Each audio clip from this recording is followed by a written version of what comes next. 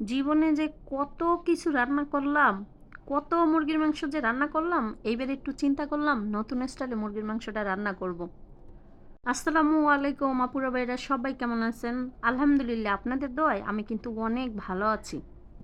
আজকে এত মজা করে মুরগির মাংস রান্না করে আপনাদেরকে দেখাবো। এই স্টাইলে যদি আপনারা রান্না করেন তাহলে কিন্তু প্লেট একবারে চাইটা পুইটা খাইতে হবে। তো দেখেন, এই যে আমি মুরগির মাংসটা ভালো করে ধুয়ে পানি টানি ঝরাই এর ভিতর দিয়ে দিলাম টমেটো, আর প্রথমে দিয়ে দিলাম লেবুর রস, এবার দিলাম আদা বাটা, আর দিয়ে দিব রসুন বাটা, দিয়ে দিব জিরা বাটা। আর জিরা বাটাটা মুরগির মাংসতে একটু সবসময় বেশি দেওয়ার লাগে, আর আমি একটু বেশি জিরা বাটা দিলাম। আর এদিকে আমি ধনিয়ার গুঁড়াটা দিয়ে দিলাম, আর দিয়ে দিলাম মরিচের গুঁড়া। আর ফার্মের মুরগির ভিতরে কিন্তু একটু ঝাল ঝাল করতে হয়। আর দিয়ে দিলাম হলুদের গুঁড়া, দিয়ে দিলাম লবণ। এবারে আমি এটা ভালো করে মশলাটা মিশিয়ে নেব। আমি কিন্তু এর ভিতরে কোনো তেল অথবা পেস্ট এগুলো আমি কিছুই দেই নেই। আর মশলাটা মুরগির ভিতরে ভালো করে মাখাই নেব। আজকে আমি দুই রকমের মুরগি একসাথে রান্না করব। এই যে দেখতেছেন যেটার ভিতরে মশলা মাইখা নিছি, এটা হচ্ছে ব্রয়লার মুরগি। আর এখন যেটা দিতেছি এটা হচ্ছে লাল কক মুরগিটা। তো আমাদের বাসায় আমার ছেলে মেয়ে এরা ব্রয়লার মুরগিটা খায়, আর আমার কক মুরগিটা অনেক ভালো লাগে। এই জন্য আমি সব কিছু একসাথে রান্না করতেছি। আর আজকে অনেক লোক আছে আমাদের বাসায়, এই জন্য আমি বেশি করে মুরগি রান্না করতেছি।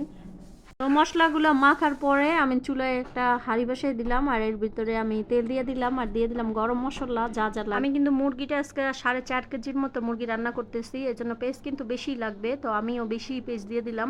আর মশলার সাথে এইভাবে ভালো করে পেস্টটা কিছুক্ষণ ভাইজা নিব। পেস্টগুলো কিন্তু লাল লাল করে ভাজে নিচ্ছি। আর এইভাবে মুরগির মাংস রান্না করতে গেলে পেস্টগুলো একটু লাল লাল করে ভাজে নিতে হবে। তো পেস্টগুলো লাল লাল হওয়ার পরে আমি মুরগির মাংসগুলো দিয়ে দিলাম। এইভাবে পেঁয়াজের সঙ্গে মুরগির মাংসটা দেওয়ার পরে ভালো করে কষাইতে হবে। আর কষানোর পরে আমি কিছুক্ষণের জন্য মুরগির মাংসটা ডাইকা দিব। আর মুরগির মাংসটা এদিকে যতক্ষণ হবে ততক্ষণে আমি মুরগির ভিতরে যে আলুটা দিব সেই আলুগুলো আমি এখন ভাজবো। আর এই আলুর ভিতরে কিন্তু আমি পেঁয়াজ দিয়ে দিছি, আর পেঁয়াজ আলু একসঙ্গে ভেজে নিব। পেঁয়াজ আলুটা ভাজা হয়ে গেছে, আর যে মুরগির মাংসটা আমি কষাইছিলাম ওই মুরগির মাংসগুলোই কিন্তু আমি আলুর ভিতরে দিয়ে দিলাম। এতদিন কিন্তু সবাই মুরগির ভিতরে আলু দিছে, আর আমি আলুর ভিতরে মুরগি দিয়ে দিলাম। এভাবে করে মুরগির মাংস রান্না করলে এত স্বাদ হয় খেতে। যারা এখনো খান নাই তারা কখনোই বুঝতে পারবেন না, আর যারা খাইছেন তারা তো বুঝতে পারবেন। আমার মনে হয় না এইভাবে করে কেউ মুরগি রান্না করছে। যদি কেউ রান্না না করে থাকেন অবশ্যই এইভাবে করে মুরগিটা রান্না করবেন, এটা কিন্তু খুবই স্বাদ হয়। মুরগির মাংসটা আমি ভালো করে কষাই এর ভিতরে জল দিয়ে দিছি। আমি যেহেতু মুরগির মাংসটা জল জল রাখবো, আর আলুটাও আগে থেকেই বেজে নিচ্ছি। মুরগির মাংসটা হয়ে গেছে, চুলাটা অফ করে দিব। আর আমার মনে হয় না কেউ এখনও এইভাবে করে মুরগির মাংস রান্না করছেন। আর এই জন্যই আমার ভিডিওটা বেশি বেশি করে শেয়ার করে দিবেন, অন্যদেরকে দেখার সুযোগ করে দিবেন। আর ভালো লাগলে একটি লাইক দিয়ে দিবেন।